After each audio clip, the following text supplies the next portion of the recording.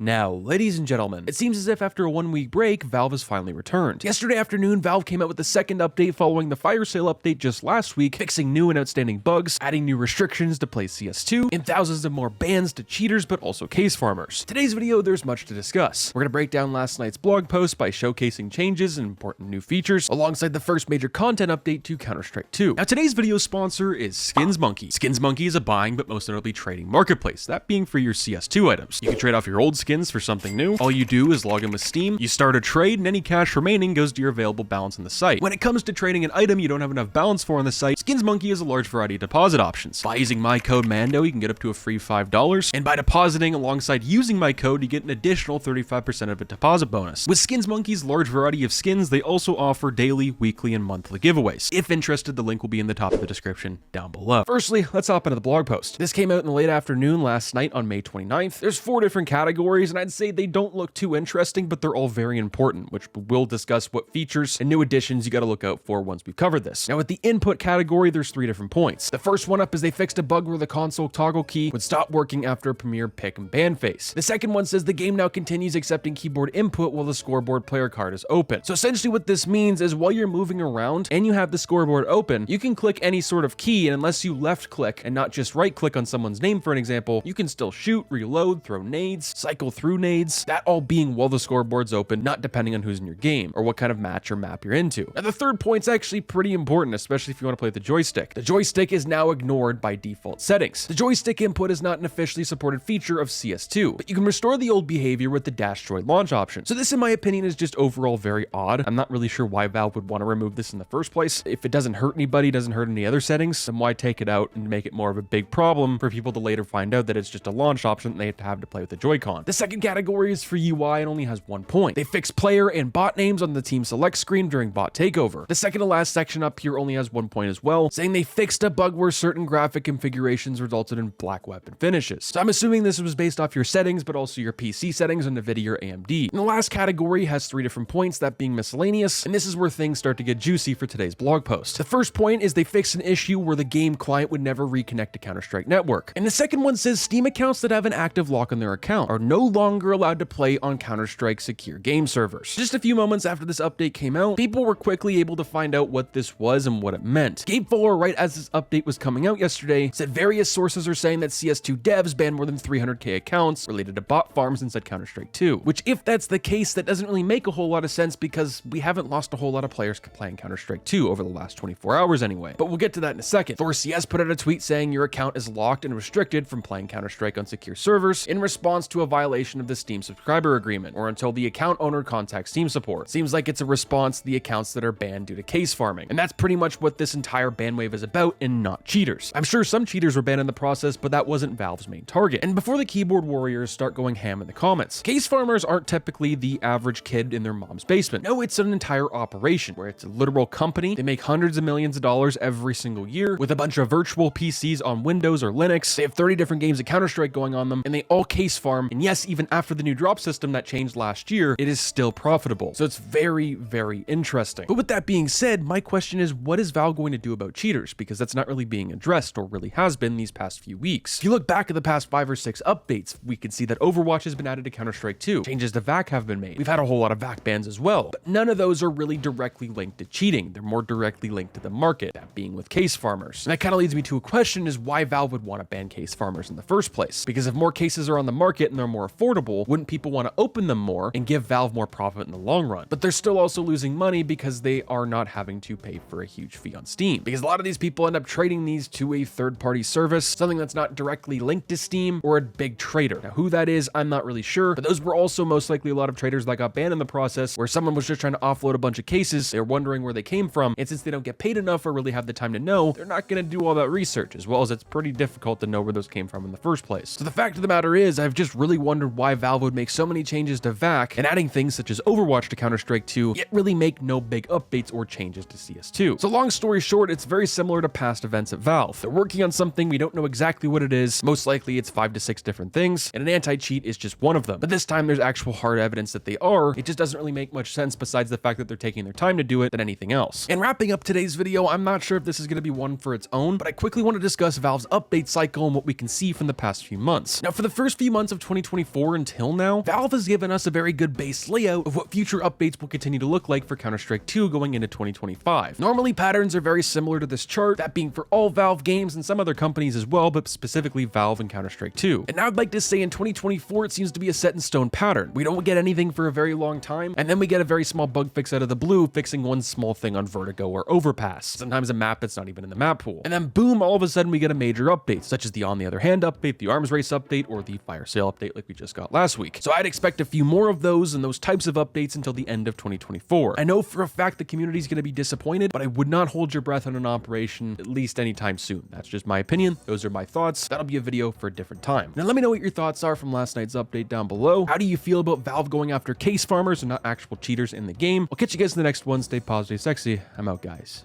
Peace.